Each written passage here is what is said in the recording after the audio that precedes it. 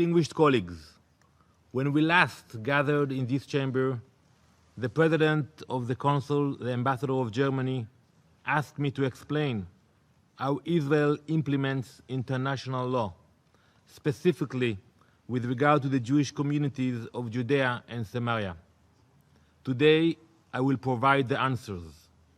But before we discuss international law, we must understand the context and facts. Today, I will present to you the 4 pillars that prove the case for Jewish ownership of the land of Israel. The first pillar is the Bible. The Jewish people's rightful ownership of Eretz Israel, the land of Israel, is well documented throughout the Old Testament and beyond. The second pillar is history.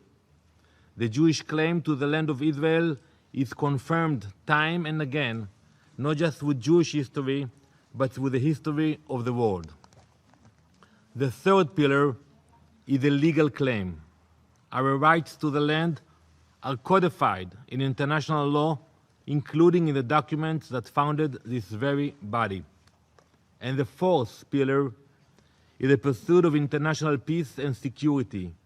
A stronger and safer Israel means a stronger and safer world. It is through these 4 pillars, Mr. President, that I will provide you with the answers to your questions. Let us discuss our first pillar of proof, the Bible. The Jewish people's right to the land of Israel is mentioned over a dozen times in the Tanakh, the Hebrew Bible, which includes the Torah, the Old Testament, the prophets, and the writings. In the book of Genesis, the very first book of the Old Testament, God says to Abraham, and I will read that in Hebrew,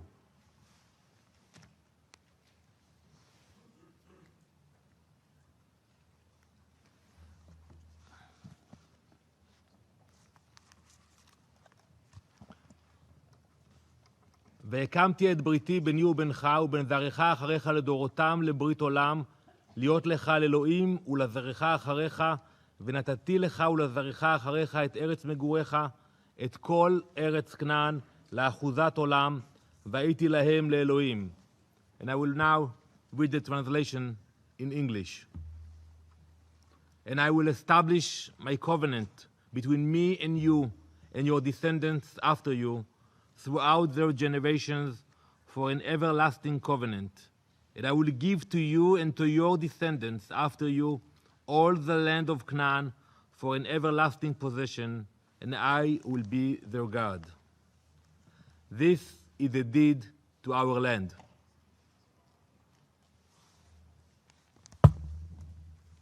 From the book of Genesis to the Jewish exodus from Egypt, to receiving the Torah on Mount Sinai, and to the realization of God's covenant in the Holy Land of Israel, the Bible paints a consistent picture.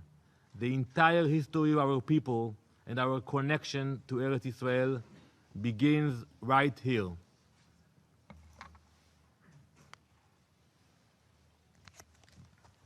It is not just the Hebrew Bible or the 15 million Jews worldwide that accepts this right. It is accepted across all 3 monotheistic religions, Judaism, Christianity, and Islam. The Quran itself accepts the divine deed of the Jewish people to the land of Israel. Mr. President, the second pillar is the history of the land of Israel and the Jewish people over the past 2 millennia. The Jewish kingdom in Eretz Israel comprised 12 tribes. The largest of those tribes, the tribe of Judah, lived in the area now known as Judea. You all know the words Jew and Jewish. Jew and Jewish come from Judea. This was the kingdom over which King David and King Solomon ruled. It was a kingdom with Jerusalem as its capital. It was home to the first temple, destroyed by the Babylonians in the year 5087 BCE, and the second temple destroyed by the Romans in the year 70 CE. When the Romans destroyed the Jewish kingdom, they sent our people into the 2,000-year exile that kept most of us, not all of us, from our land. Even the Romans themselves admitted the land was ours. Those of you who visited Rome may recall that Emperor Titus famously commemorated his victory and the Jewish explosion by building an enormous arch on the Via Sacra in Rome.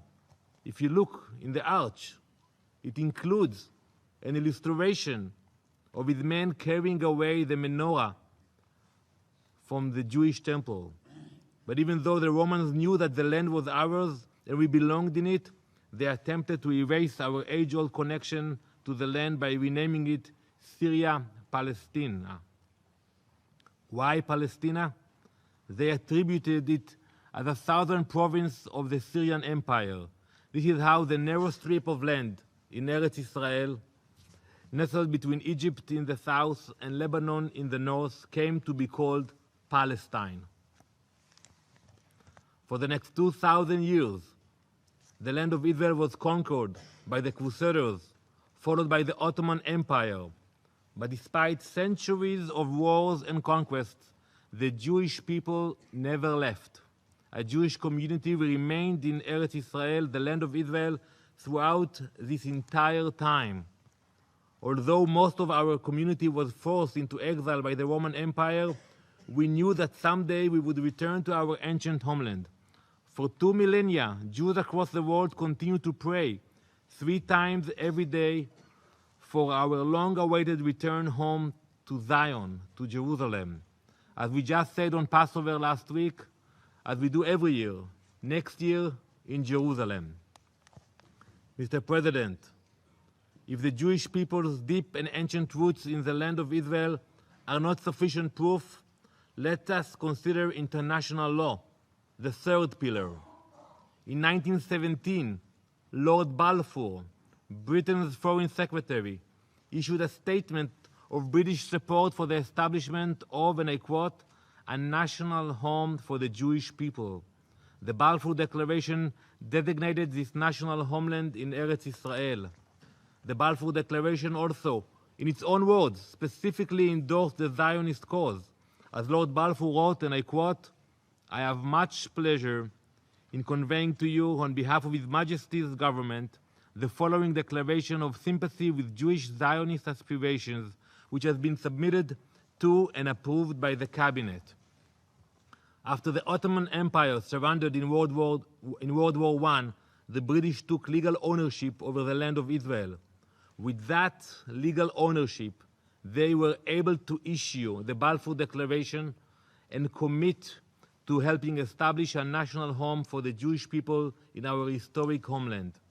In 1922, the mandate of the League of Nations not only states its support for the establishment of a Jewish national home, it encouraged and facilitated the return of Jews in the diaspora to our homeland.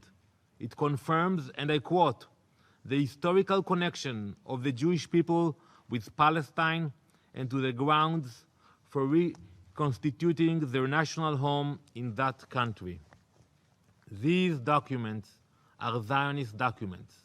By definition, Zionism is a realization of the right of the Jewish people to self-determination and sovereignty in the land of Israel. That is what Zionism means, no more, no less. It appears in international law in essence and word for word. In 1945, the UN Charter was adopted, drafted in the wake of the Holocaust. It guarantees the right of peoples to exercise self-determination. It also refers to, and I quote, the inherent right of individual or collective self-defense if an armed attack occurs against a member of the UN. One people's pursuit of self-determination could not undermine the safety and security of another nation. 2 years later, the UN Partition Plan called for the establishment of a Jewish state and an Arab state in the land of Israel. What we did, we accepted it, but the Palestinians did not. Instead of peace, they chose war and opened fire on the Jews. our small, tiny, newly declared nation was suddenly under attack in 1948. On the last day of the British Mandate, Israel declared independence and immediately was attacked by 5 Arab armies that joined the Palestinians, hoping to destroy it. Israel won that war, and the hope and future of the Jewish people was saved. But the war of 1948 did not end with peace. It ended with armistice agreements between Israel and its neighbors. The armistice lines between Israel and Egypt, Jordan, Syria, and Lebanon were never considered international borders. They were simply lines designating the end of the first battle in the Arab war against Israel. Jordan maintained control of Judea and Samaria, and Egypt controlled the Gaza Strip. These agreements were formed in the absence of permanent peace treaties, which would only be signed decades later. Mr. President, it was the Arabs who insisted that the armistice lines would not be permanent borders. As stated in the Jordanian-Israeli Agreement of 1949, these lines, and I quote, are agreed upon by the parties without prejudice to future territorial settlements or boundary lines. Because these lines are not borders, the Jewish communities in Judea and Samaria to this day do not cross any international borders. They are built on strategic land for Israel's security, and as agreed by the parties in the Oslo Accords, would be classified as final status issues. Mr. President, to support the right of Israel to exist in our homeland is therefore essential to international peace and security, the final pillar. For decades, many Arab leaders have chosen the sword over the olive branch, long before even one of these so-called settlements was established. You know when the PLO was established, the Palestinian Liberation Organization? In 1964, 3 years before 1967. How it make any sense? What they need to liberate before 1967. And in 1964, not a single settlement existed in Judea and Samaria, and our right to exist was still rejected. To blame the Jewish communities of Judea and Samaria for the lack of peace between Israelis and Palestinians would be a deliberate oversight of history at best. The Arabs rejected opportunities for peace time and again. The 1937 Peel Commission report, the Arabs rejected it. The 1947 UN partition plan, rejected. The 1948 Israeli offer for truce, rejected. The 2000 Camp David summit, rejected. The 2001 Taba summit, rejected. The 2007 Annapolis conference, rejected. The 2008 offer of Israeli Prime Minister Ehud Olmert, we are still waiting for an answer on that.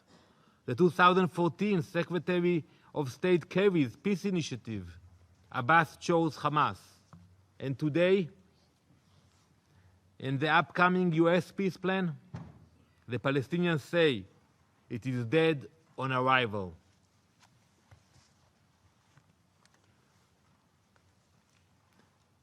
Mr. President, it weakens the mandate of this body, which is tasked with making our world more peaceful and secure, to continue blaming the side that offers solutions and reward the side that rejects them.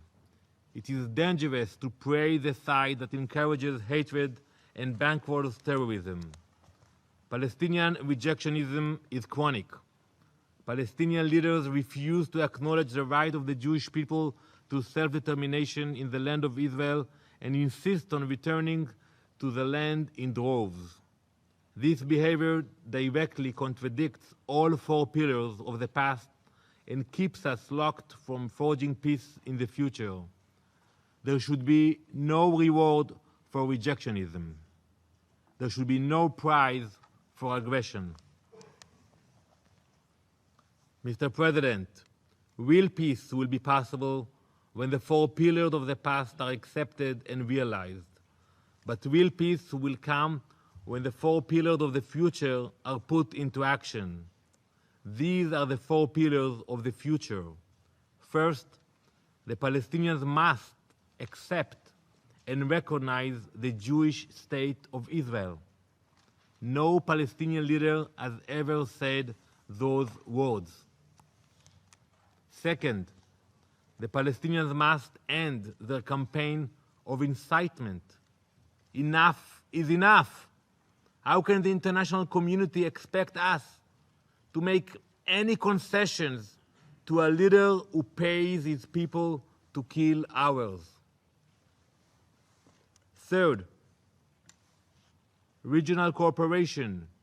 We are already working together with many of our neighbors on security, on common goals, and on building relations.